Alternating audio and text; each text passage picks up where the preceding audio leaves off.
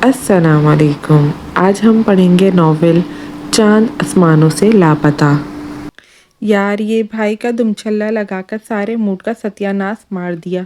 अच्छा चलो छोड़ो, जब रिश्ता बदल जाएगा तो खुद ही भैया से सैया जी बोलने लगोगी।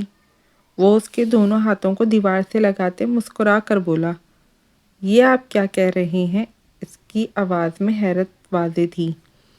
वही जो मिस्टर अयान डोबी ने सुना।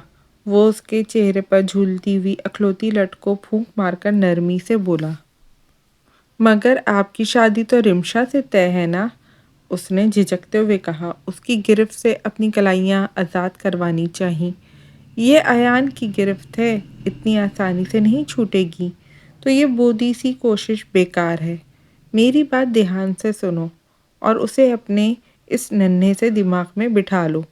वो उसकी कनपटी पे उंगली रखकर सपाट अंदाज में बोला, तुम सिर्फ अयान की हो। अयान जिसे अपनी ज़िंदगी में हमेशा हमेशा के लिए जगह देगा, वो तुम्हारे अलावा कोई और नहीं होगा। मुझे सिर्फ तुमसे मोहब्बत है और मुझे उसे कहने में कोई आड़ नहीं कि मैं सिर्फ तुम्हें चाहता हूँ। तुम्हें हासिल करके ही रहूँगा। इसके लिए चाहे मुझे किसी से भी लड़ना पड़े या किसी की भी मुखालिफत मोल लेनी पड़े। अयान तुम्हें अपना बना कर ही रहेगा।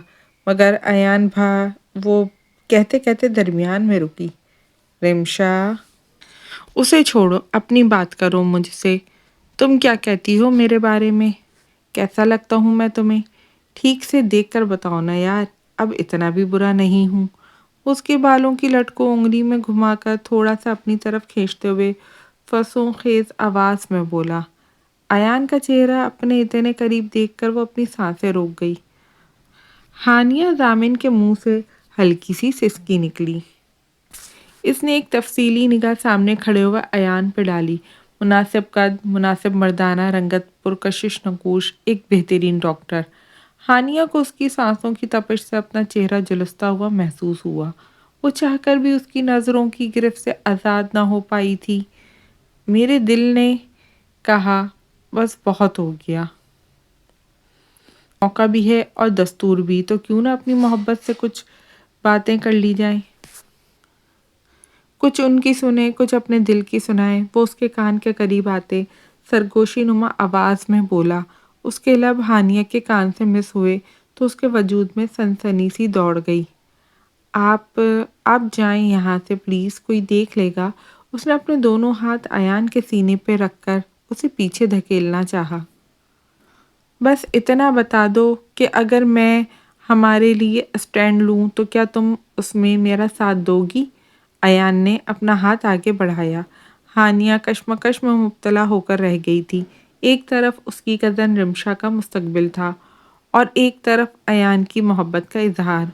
उसने कभी अयान को अपने कज़न से बढ़कर कुछ और नहीं सोचा था, मगर आज उसके इजहार मोहब्बत ने उसके दिल में सरशारी सी भर दी थी। वो मखमसे का शिकार हुई। अयान, उसका अंजाम पता नहीं क्या होगा। वो घबरा कर बोली। जब प्यार किया तो डरना क्या? वो बेखौफी से बोला। मैं नहीं करती, आप करते हैं, वो अदा से बोली। मैं तो करता हूँ। जल्द ही तुमसे भी इजहार करवा लूँगा मिसेस डोबी। वो दिलकशी से मुस्कुराया। हमसे इजहार करवाना इतना आसान टास्क नहीं, वो अटला कर बोली।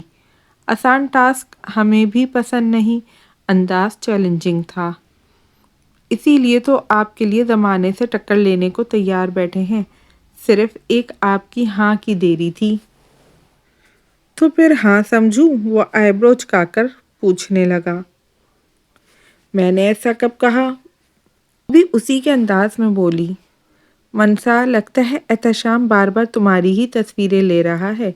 रिमशा ने अपनी बड़ी बहन मनसा के कान में सरगोशी की। हाँ यार, अब मैं इतनी खूबसूरत लग रही हूँ कि इसका कैमरा बार बार मेरी तरफ ही मुतवज्जा होता है। मनसा ने शरारत से जवाब दिया। दोनों बहनें खिलखिलाकर हंसी। मनसा जर्द और सुर्ख रंग के शरारे में मलबूस लाइट से मेकअप में बहुत खूबसूरत दिखाई दे रही थी। खुद पे وہ کافی دیر سے احتشام کی نظروں کی تپش محسوس کر رہی تھی۔ اب رمشا نے اسے بتا کر اس کے وہم پر سچ کی مہر لگا دی تھی۔ اس نے نظریں اٹھا کر دیکھا، سامنے ہی کچھ فاصلے پر احتشام اپنی بھوری آنکھوں سے اسے ہی دیکھنے میں مہو تھا۔ منسا کا دل عجیب انداز میں دھڑکا۔ اس نے فوراً نظروں کا زاویہ بدل دیا۔ اس کی یوں نگاہیں چرانے پر احتشام نے نظریں سکیڑ کر اس کی حرکت ملاحظہ کی، پھر مبہم سا مسکرایا۔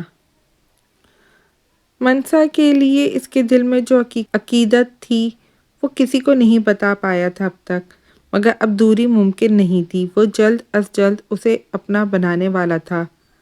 یہ زخرف کہاں گئی؟ ماہی نے اسے نہ پا کر رمشا سے پوچھا۔ پتہ نہیں، کافی دیر سے دکھائی نہیں دی، رمشا اور منسا نے بیک وقت جواب دیا۔ اچھا، میں اندر دیکھ کر آتی ہوں۔ ارے ایان بھائی، آپ اور ہانیہ یہاں اندر کیا کر رہے تھے؟ ماہی، جو اپنا شرارہ سنبھالتے ہوئے زخرف کو دیکھنے اندر جا رہی تھی، ایان اور ہانیہ کو ایک ساتھ باہر نکلتا دیکھ کر بولی۔ وہ ہم دونوں اندر سے مٹھائی لینے آئے تھے، ہانیہ نے بامشکل بات بنائی۔ تم کدھر جا رہی ہو؟ ایان نے ماہی سے پوچھا۔ وہ میں زخرف کو دیکھنے جا رہی تھی، شاید اندر کسی روم میں ہو۔ اچھا، ایان سپاٹ انداز میں کہتا ہوا ہانیہ کے پیچھے پیچھے چل دیا۔ زخرف منہ ہاتھ دھو کر اپنا حلیہ درست کر چکی تھی۔ تم کہاں رہ گئی تھی؟ اور یہ منہ کیوں دھویا یار؟ اتنی پیاری تو لگ رہی تھی، ماہی نے اس کی تھوڑی کو چھو کر کہا۔ آؤ باہر، آیت کو مبارکباد دیں نکاح کی، وہ اس کا ہاتھ پکڑ کر بولی۔ ماہی، زخرف نے اسے ہولے سے پکارا۔ آیت اور مومن بھائی کتنے خوش قسمت ہے نا کہ ان کو ان کی محبت مل گئی، وہ افسردگی سے چور آواز میں بولی۔ ہاں یہ تو ہے، ورنہ میری طرح بہت سے لوگ خالی دامن رہ جاتے ہیں جنہیں اپنی محبت نہیں ملتی۔ بابا، مجھے ایک آفیشل کام سے جانا ہے، رات میں لوٹ آؤں گا، امرام شیر نے میر کی کال ریسیو کرنے کے بعد شیر زمان سے کہا تھا۔ تو اس نے اسبات میں سر ہلایا۔ شیر زمان نے امرام شیر کو مین گیٹ سے باہر جاتے ہوئے دیکھا۔ اس کی نیلی آنکھوں میں ایک آس ابھری تھی، کاش اسی دروازے سے کبھی آریان شیر زندہ سلامت لوٹ آئے۔ فضا میں ہلکا سا میوزک سنائی دے رہا تھا کہ ایان نے ڈی جے کو میوزک کی آواز اونچی کرنے کے لیے کہا۔ لڑکے والوں کی طرف سے امرام شیر، شیر دل اور ہانیہ ہی تھے۔ امرام تو اپنے کام سے نکل گیا تھا۔ شیر دل نے ڈانس کرنے سے معذرت کر لی۔ بچی ہانیہ تو وہ میدان میں آئی، اور لڑکے والوں کی طرف سے ایان۔ مہندی لگا کر رکھنا، ڈولی سجا کر رکھنا، لینے تجھے او گوری، آئیں گے تیرے سجنا۔ ایان اور ہانیہ دونوں اس گانے پر ڈانس کے سٹیپس لینے لگے۔ سب لوگوں نے تالیوں کی ذریعے ان کے ڈانس کو سراہا۔ میں ایک جوان لڑکا، تو ایک حسین لڑکی، یہ دل مچل گیا تو میرا قصور کیا ہے؟ رکھنا تھا دل پہ قابو، یہ حسن تو ہے جادو، جادو یہ چل گیا تو میرا قصور کیا ہے؟ مومن آیت کا ہاتھ پکڑ کر اسٹیج سے نیچے اترا۔ آیت نے اس سے اپنا ہاتھ چھڑوانا چاہا اور نفی میں سر ہلانے لگی، مگر مومن اس کے انکار کی پرواہ کیے بنا اسے میدان میں لے آیا۔ نکاح تو ہو چکا تھا، اب ڈر کس چیز کا تھا؟ اس نے اپنے مقام کا بھرپور فائدہ اٹھاتے ہوئے اسے سب کے سامنے پورے حق سے لے کر آیا۔ آیت نے شرما کر اپنے چہرے پہ دونوں ہاتھ رکھے، جبکہ مومن نے اس سب کے سامنے باہوں میں بھر کر گول گھما دیا۔ سب ینگ پارٹی اس کی جرات پر ہوٹنگ کرنے لگے۔ نہایت دقت سے آنکھیں وا کیں، کچھ پل لگے تھے اسے ماحول سے مانوس ہوتے، لیکن سب یاد آتے وہ جھٹکے سے اٹھ بیٹھی تھی۔ اس نے ہراساں نگاہوں سے ارد گرد دیکھا۔ وہ اس جگہ کو دیکھا جس میں ایک خستہ حال اور سیلن زدہ دیواروں کے حامل کمرے میں وہ سخت پتھریلی زمین پہ موجود تھی۔ وہاں ایک پانی کا گھڑا موجود تھا جس پر الٹا گلاس رکھا تھا۔ اس کمرے میں ایک بھی کھڑکی نہیں تھی جس سے ہوا اندر آ جا سکے۔ وہ خوفزدہ نگاہوں سے کسی سہمی ہوئی ہرنی کی مانند ارد گرد دیکھ رہی تھی۔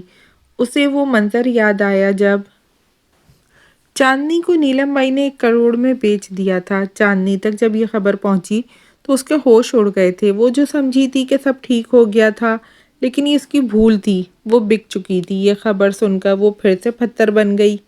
صدمے کے مارے وہ روتے روتے ڈھہ گئی۔ اس کے احساسات و جذبات یہاں تک کہ جسم میں بھی کسی اور کا ہو چکا تھا۔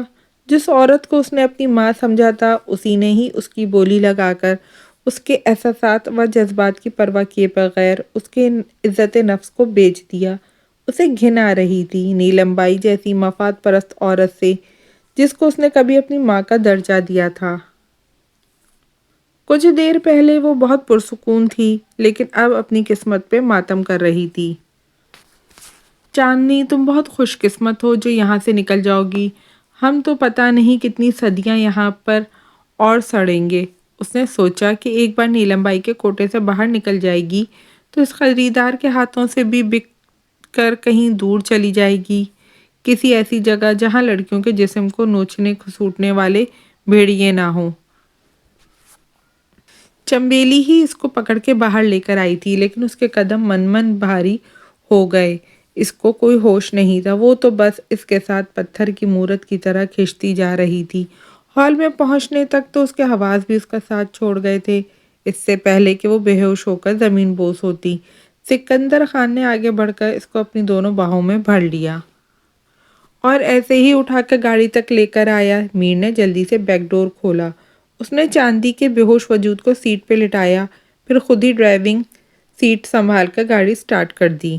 کمرے کا دروازہ کھلا تھا۔ چاندنی نے نظریں اٹھا کر دیکھا، وہی شخص تھا، وہی جو اسے شاپنگ مال میں ملا تھا، وہی جو رات مجرے میں اسے دیکھ رہا تھا۔ کیا اس نے مجھ سے اس جوس گرانے کا بدلہ لینے کے لیے ایسا کیا؟ یا کوئی اور بات ہے؟ کیوں لائے ہو مجھے یہاں؟ تکلیف دہ لہجے میں چیختے ہوئے بولی۔ سامنے موجود شخص پورے جاہو جلال سمیت ایک ہاتھ پاکٹ میں پھنسائے کھڑا تھا۔ اس کی پیشانی پہ شکنوں کا جال بچھا ہوا تھا۔ میر اس کے پیچھے کھڑا تھا۔ آخر کیا دشمنی ہے تمہاری مجھ سے؟ کیوں کیا تم نے؟ کون ہو تم لوگ؟ مسلسل اس کی خاموشی سے تنگ آ کر چاندنی اونچی آواز میں چیخی۔ اگر ہمارے سوالوں کا جواب ٹھیک دیا تو بچ جاؤ گی، اگر جھوٹ بولا تو اس سیل میں تڑپ تڑپ کے مرو گی۔ میر نے اس سے سپاٹ انداز میں باور کروایا۔ کون ہو تم؟ اس سے پہلے کہ وہ امرام پہ غصے میں جھپٹتی، امرام نے ایک زوردار تماچا اس کے سرخ متروم گالوں پر دے مارا۔ چاندنی لہراتی ہوئی اس پتھریلے فرش پہ گری اور حیرت زدہ نظروں سے سر اٹھا کر اسے دیکھنے لگی۔ یہ ہے ہمارے میجر امرام شیر۔ پیچھے سے میر کی استہزائیہ آواز اس کے کانوں میں سنائی دی۔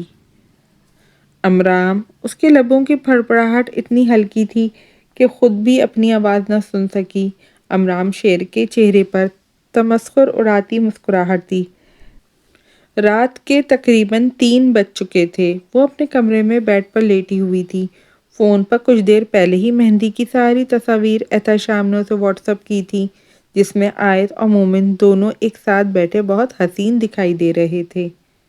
چہرے پر ہلکی سی مسکراہٹ لیے وہ کروٹ کے بل لیٹی، فون کی اسکرین پر نظریں جمائے ہوئے اسے ہی دیکھنے میں اس قدر مہو تھی کہ اس کو کمرے کا دروازہ کھلنے کی آواز بھی نہ سنائی دی۔ اس نے کہا تھا کہ وہ رات کو اس سے ملنے آئے گا، لیکن ابھی تک آیت کو اس کے بارے میں کچھ پتہ نہیں تھا۔ اسے اب شدت سے اس کی یاد آنے لگی۔ وہ سامنے ہوتا تھا تو ہر پل حسین لگتا تھا اور اس کی نظروں سے اوجھل ہوتے ہی وہ اداس سی ہو جاتی تھی۔ وہ آج پہلی بار مان چکی تھی کہ مومن کے نہ ہونے پر وہ اسے مس کرتی ہے۔ پہلے جب اس نے رشتہ بھجوایا تھا وہ بہت حیران ہوئی تھی کہ مومن آخر ایسا کیسے سوچ سکتا ہے، وہ تو مجھ سے عمر میں چھوٹا ہے۔